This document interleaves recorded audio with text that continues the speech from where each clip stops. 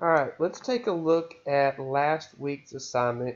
This is that uh, week 2, chapter 1 paper assignment. Explain, demonstrate the relationship of the human movement professional in the following terms: open skills, closed skills, Gentile's taxonomy of motor skills, and serial blocked and random practice. There should be no definitions found in the assignment. The definitions should be understood. Alright, so here we go. Alright, what is the human movement professional? The human movement professional is anyone that deals with human movement. That could be right off the bat. We think coach. All right. We think a coach is a professional physical educator. A PE teacher is a professional physical educator. Even a doctor is a human movement professional. A physical therapist is a human movement professional. A recreation person is a human movement professional, because they all deal with human movement, with the body. They have to know the human body and how it moves. So now we know who the human movement professional is. All right, and it's a big wide range of people. And so why is it important to these people? All right, to the human movement professional. What's an open skill? An open skill is a skill that's in an open environment. All right. This is a skill in which, let's say, a quarterback throwing a pass into a defense that's moving and trying to pick that pass off. That's an open skill because the environment is moving. There's a lot of stuff going on. A closed skill is where I'm throwing a pass to a partner. Me and this person is throwing it back and forth. That's an easy skill. It's a closed skill. It's just me. It could be me just throwing to a target. All right, it could be me throwing with a partner, but there's nothing getting in the way. As soon as, if I'm throwing with a partner and I'm throwing that ball and suddenly I put a defender in between us, well, now it just opened that skill up. All right, it opened the environment up. Things are happening.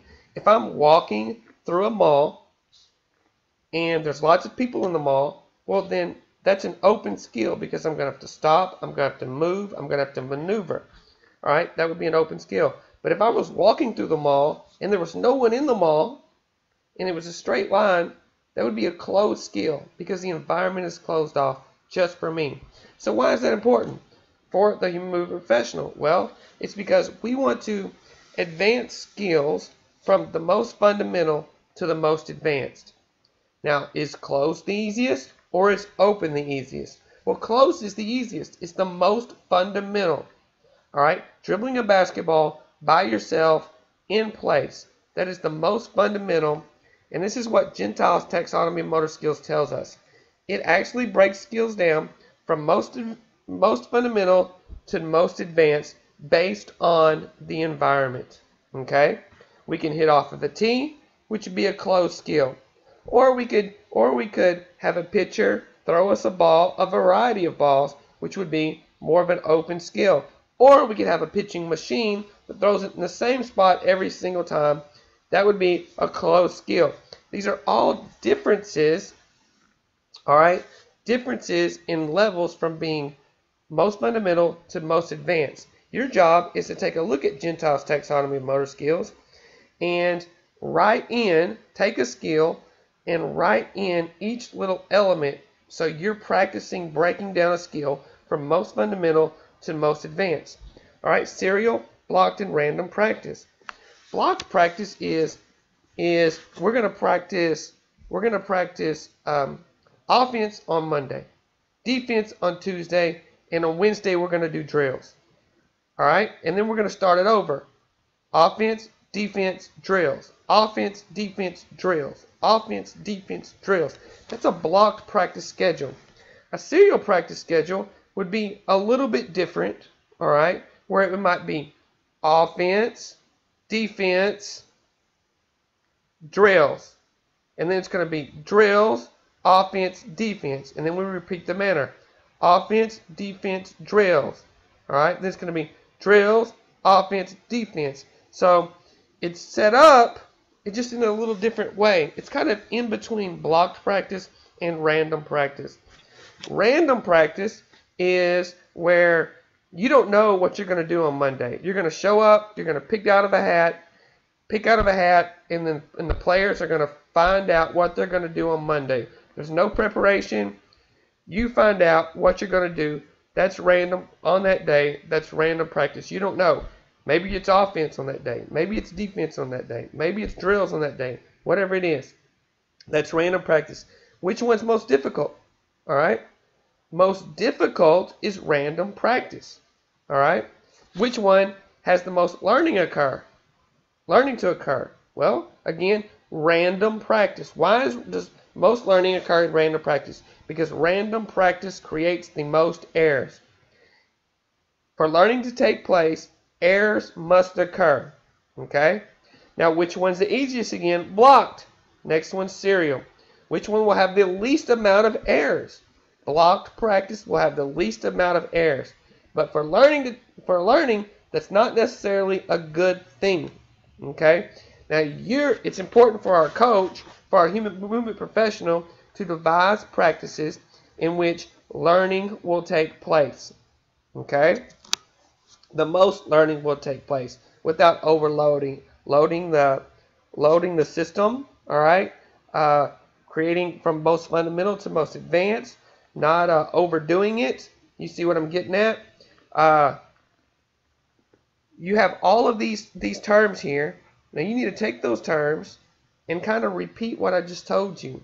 All right? And put it in, maybe put it in your own way. Why are these terms important?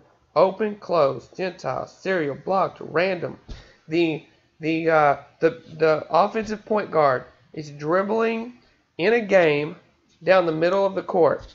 We all know that point guard must see the entire court. How do they see the entire court? How do you teach them to see the entire court? Is that an open skill, closed skill? What's an open skill if the defense is there? All right? How are you going to teach them to do that? All right? And where does that fall in Gentile's taxonomy of motor skills? All right, so you're going to take that, and you need to, some of you probably need to redo this assignment and write it better.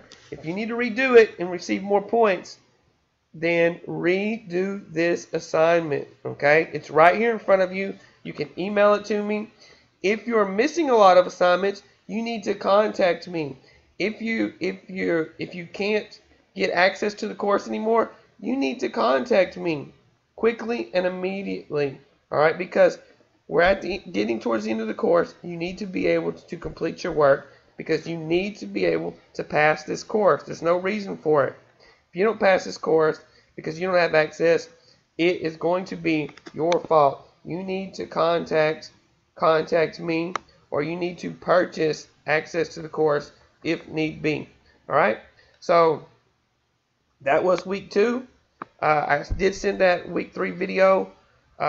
Watch that week 3 video. Let's see if there's anything else on week 2 that we need to discuss. I will be, after you complete week 3, and get in there on your book.